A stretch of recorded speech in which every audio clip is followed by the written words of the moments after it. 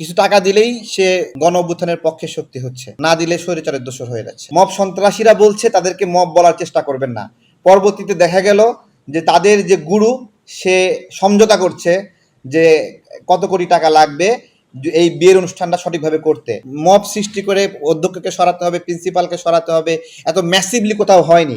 সচিবালয় কেন্দ্রিক বদলি বাণিজ্য, নিয়োগ বাণিজ্য এত ভয়ঙ্কর লেভেলে আগে কখনো হয়নি। কিছু ছেলে পেলে গিয়ে সুন্দর করে বলছে যে এখানে আওয়ামী দোসর আছে এবং এই কথা বলে তারা সেখানে মিছিল করছে, এবং তারাও আবার বলছে আমাদেরকে মব বলার চেষ্টা করবেন না। মব সন্ত্রাসীরা বলছে তাদেরকে মব বলার চেষ্টা করবেন না। পরবর্তীতে দেখা গেল যে তাদের যে গুরু সে সমঝোতা করছে যে কত কোটি টাকা লাগবে এই বিয়ের অনুষ্ঠানটা সঠিকভাবে করতে। এখন এই মব সন্ত্রাসী বৈষম্য বিরোধী কেউ যদি বিয়ের অনুষ্ঠান করতে চায়, ওদেরকে কি খাজনা দিয়ে বিয়ের আয়োজন করতে হবে?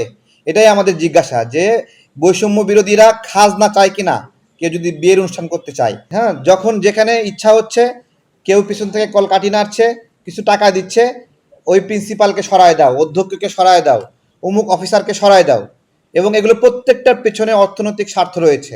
অর্থ পেলে সে হলো ভালো, আর অর্থ না পেলে সে হলো স্বৈরাচারের দোসর।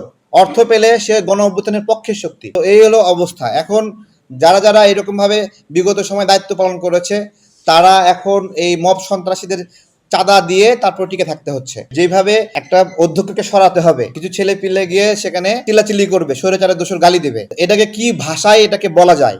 এটা সারা বিশ্ব পরিমণ্ডলে এটাকে যে ভাষায় বলে, আমাদের এখানেও সেই ভাষা। এইভাবে তো মব সৃষ্টি করে অধ্যক্ষকে সরাতে হবে, প্রিন্সিপালকে সরাতে হবে, এত ম্যাসিভলি কোথাও হয়নি। সচিবালয় কেন্দ্রিক বদলি বাণিজ্য, নিয়োগ বাণিজ্য এত ভয়ঙ্কর লেভেলে আগে কখনো হয়নি। তো যেহেতু আগে হয়নি, এই ঘটনাটা নতুন, তাই আমরা ওইভাবে আগে ফেস করিনি।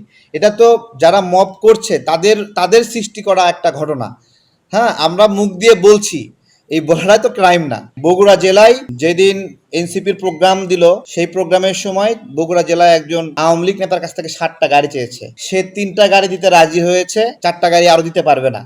এরপরে তাকে আওয়ামী লীগের দোসর, সন্ত্রাসী, গণ অভ্যুত্থানে হত্যা চেষ্টাকারী এসব বলে মামলা দিয়ে তাকে জেলে ঢুকায় দেওয়া হয়েছে।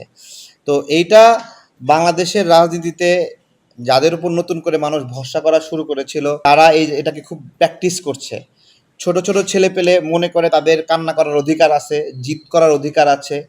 তারা অনেকটা জিদ করছে, যে ছোট ছেলে পেলে আমাদের এলাকায় বলে যে ছাড় ধরছে। হ্যাঁ, ওই রকম ছাড় ধরে কিসের জন্য? আমাকে আইসক্রিম কিনে দাও, আমাকে চকলেট কিনে দাও, ললিপপ কিনে দাও। তো এই মব সৃষ্টিকারী এরাও ওই একই অবস্থা, যে এরা মনে হয় জিদ করতেছে আমাকে কিছু টাকা দাও। কিছু টাকা দিলেই সে গণ অভ্যুত্থানের পক্ষে শক্তি হচ্ছে, না দিলে স্বৈরাচারের দোসর হয়ে যাচ্ছে।